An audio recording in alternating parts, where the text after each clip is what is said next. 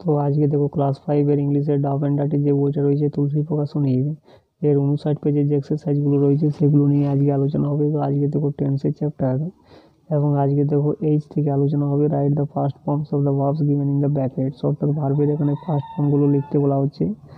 তো দেখো এখানে সার্চটা হয়ে যাবে সার্চ, অর্থাৎ I search long for a place of safe habitation, তারপরে ফাইন্ডটা হয়ে যাবে ফাউন্ড, তাহলে I found a little plain on the side of a rising hill on the rocky wall of the hill there was. তো be ভার্বের সাথে বলা রয়েছে পাস্ট টেন্সে, তাহলে কী হবে was a hollow place owning like the entrance to cave on the flat of the green just before this hollow. এরপরে রিজলভ রয়েছে, যেটা হয়ে যাবে resolve, I resolve to pitch my tent.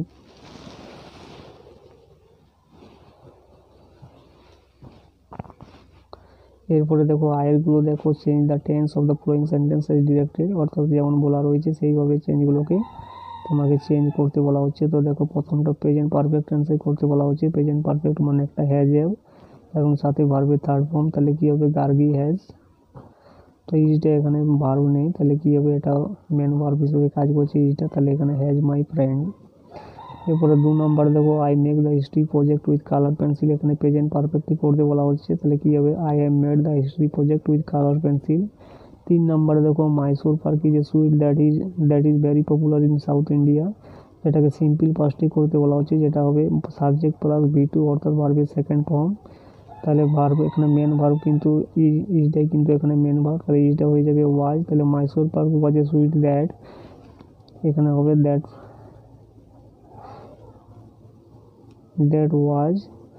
was very popular in South India.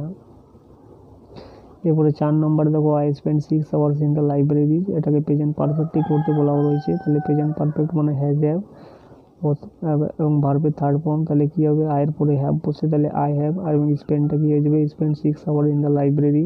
5 নম্বরে দেখো Shubhashree bought a Cornetto ice cream for me, এটাকে present indefinite মানে subject plus V1 অর্থাৎ ভার্বের ফার্স্ট ফর্ম, তাহলে শুভশ্রী এখানে বটটা হয়ে যাবে বাই এবং থার্ড পার্সনের জন্য এখানে এস বাই এস যুক্ত হচ্ছে, buys a Cornetto ice cream for me.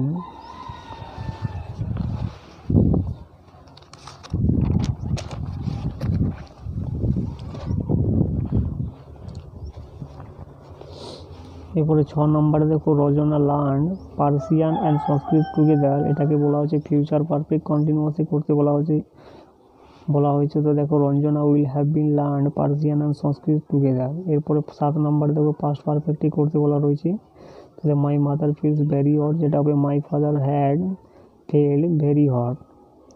8 নম্বরে দেখো যেটাকে পাস্ট পারফেক্ট কন্টিনিউয়াসলি করতে বলা রয়েছে, যেটা হবে মাই মাদার, যেটা হবে you had been lacking of knowledge.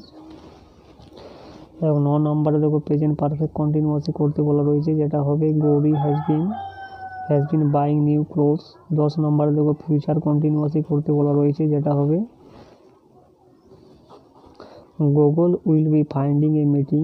এবারে 11 নম্বরে দেখো প্রেজেন্ট পারফেক্টই করতে বলা রয়েছে, যেটা হবে she has beaten my favourite fruit cake. এবারে 12 নম্বরে দেখো ফিউচার ইনডিফিনাইট মানে কি প্রথমে সাবজেক্ট প্লাস উইল বা সেল অথবা প্লাস V1 অর্থাৎ ভার্বের ফার্স্ট ফর্ম, তাহলে কী হবে Priyanshu will reside a point.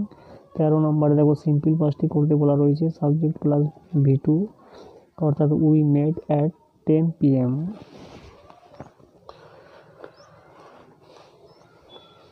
এরপরে 14 নম্বরে দেখো Nandita and Rekha lived here, এটাকে প্রেজেন্ট কন্টিনিউয়াসলি করতে বলা রয়েছে, তাহলে প্রেজেন্ট কন্টিনিউয়াস মানে সাবজেক্ট প্লাস এমিজার প্লাস ভার্বের সাথে আইএনজি, তাহলে কী হবে নন্দিতা অ্যান্ড রেখা, এখানে দুজনের কথা বলা রয়েছে তার জন্য এখানে আর বসবে এবং ভার্বের সাথে আইএনজি, কন্টিনিউয়াস মানে লিভিং হেয়ার।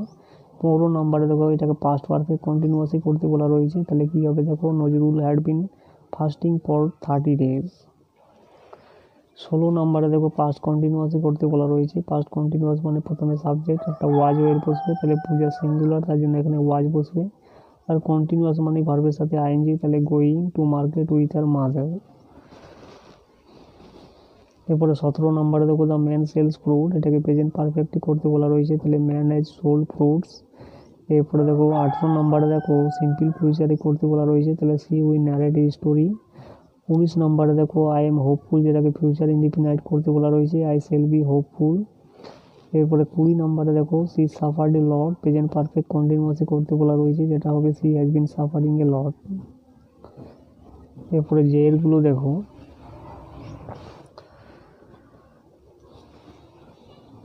যে এরগুলো দেখো write the correct form of verb, অর্থাৎ ভার্বের কারেক্ট ফর্মটা এখানে লিখতে বলা রয়েছে। দেখো তো 1 নম্বরে দেখো করুণা হ্যাডের পরে সবসময় V3 আসে, তাহলে কি হবে বট গিফটস ফর দেয়ার ব্রাদার্স, অর্থাৎ করুণা গিফট কিনেছিল তাদের ভাইদের জন্য। এরপরে 2 নম্বরে দেখো I wrote the answer and showed them to the teacher ইয়েস্টারডের কথা বলা রয়েছে, তাহলে এটা হবে পাস্ট টেন্সে, তাহলে কি হবে এগুলা V2 হবে। এরপরে 3 নম্বরে দেখো অলওয়েজ থাকলে সবসময় V1 হয়, তাহলে doctor always treats mental patients. এরপরে 4 নম্বরে দেখো Dronacharya had learn the secret of powerful weapon from Parashurama, তো এটা হয়ে যাবে লার্ন। হ্যাডের পরে সবসময় কিন্তু V3 হয়, অর্থাৎ ভার্বের থার্ড ফর্ম। একইভাবে 5 নম্বরে দেখো হেডের পরে V3 হবে, অর্থাৎ কমপ্লিটেড হয়ে যাবে Mita had completed the task today.